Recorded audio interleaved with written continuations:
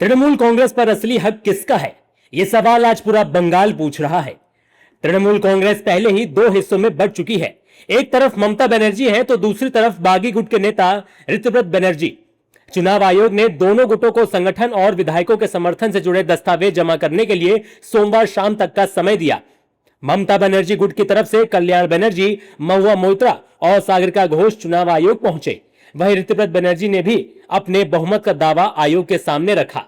अब चुनाव आयोग के सामने सबसे बड़ा सवाल यही है कि असली तृणमूल कांग्रेस किसके पास है और जोड़ा फूल चुनाव चिन्ह पर अधिकार किसका होगा। टीएमसी पर ममता और ऋतुव्रत दोनों गुटों का दावा। जोड़ा फूल चुनाव चिन्ह पर कानूनी लड़ाई।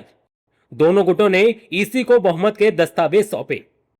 ममता बनर्जी के लिए मुश्किल इसलिए भी बढ़ गई है क्योंकि चुनाव हारने के बाद विधानसभा से लेकर संसद तक उनकी पार्टी के आधे से ज्यादा सांसद और विधायक उनका साथ छोड़ चुके हैं। ऋतुव्रत बनर्जी गुट का दावा है कि उनके साथ विधानसभा में 2/3 बहुमत यानी कि 58 विधायक हैं। उधर प्रदेश अध्यक्ष पद से चंद्रमा भट्टाचार्य के इस्तीफे और फिर ऋतुव्रत बनर्जी के साथ उनकी बैठक ने सियासी गलियारों में हलचल और तेज कर दी है। ऋतुव्रत बनर्जी ने कहा कि अब कोई भी इस प्राइवेट लिमिटेड कंपनी में नहीं रहना चाहता। देखिए, प्राइवेट लिमिटेड कंपनी में मालिक छोड़ के और किसी का कोई वैल्यू नहीं है। जो कर्मचारी है उनको ह्यूमिलिएट किया जाता है, अपमान किया जाता है, लुक डाउन अपॉन किया जाता है। और चुनाव होने के बाद ये डिसइंटीग्रेटिंग प्राइवेट लिमिटेड कंपनी में हालत बहुत बुरी है।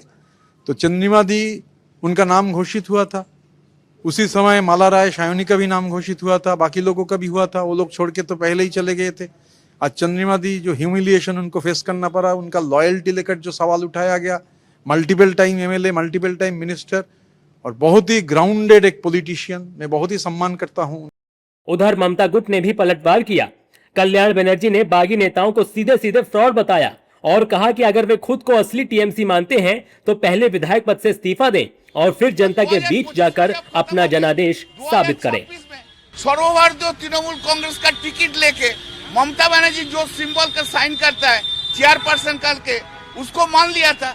तो मान लिया तो कैसे तुम इलेक्शन में कंटेस्ट किया 3 वर्ष साथ? ये आप वो बात बोलेंगे तो आप तो एमएलए नहीं है, आप तो फ्रॉड प्रोडक्ट है। आप लोग को तो रिजाइन करना चाहिए, वो सिंबल गलत है। वहीं इस मुद्दे पर बंगाल सरकार में मंत्री दिलीप घोष ने कहा कि यह कानूनी मामला है जिसका फैसला चुनाव आयोग को करना है। चलो, कानूनी मामला है, अब कानून का मामला लड़ेंगे वो लोग कि बीजेपी के खिलाफ लड़ेंगे। हम चाह रहे हैं कि टीएमसी कुछ भी हो, एबीसीडी और विधानसभा में आके विरोधी का जिम्मेदारी निभाए। लोगों ने वो जिम्मेदारी दिया है और सोनार बांग्ला गढ़ने के लिए जो हम प्रयास करें उसमें सहयोग दें। इस पूरे विवाद में चुनाव आयोग आमतौर पर 2 बड़ी कसौटियों को देखता है। पहली, संगठन में किसके पास बहुमत है और दूसरी, विधायकों और सांसदों का समर्थन किसे हासिल है। अगर किसी एक गुट के पक्ष में स्पष्ट बहुमत नहीं मिलता है तो चुनाव आयोग चिन्ह फ्रीज करने का विकल्प भी अपना सकता है और दोनों गुटों को अलग अलग चुनाव चिन्ह पर चुनाव लड़ना पड़ सकता है। यानी फैसला सिर्फ पार्टी का नहीं, बंगाल की राजनीति की दिशा भी तय करेगा। एक समय जिस तृणमूल कांग्रेस को ममता बनर्जी ने अपने दम पर खड़ा किया था, आज उसी पार्टी पर सबसे बड़ा सवाल खड़ा हो गया है और वो ये कि क्या ममता बनर्जी पार्टी और चुनाव चिन्ह दोनों को बचा पाएंगी या फिर ऋतुव्रत बनर्जी का दावा बंगाल की राजनीति में नया अध्याय लिख देगा। अब सबकी नजर चुनाव आयोग के फैसले पर है क्योंकि फैसला सिर्फ जोड़ा फूल का नहीं बल्कि बंगाल में असली तृणमूल कांग्रेस की पहचान का है।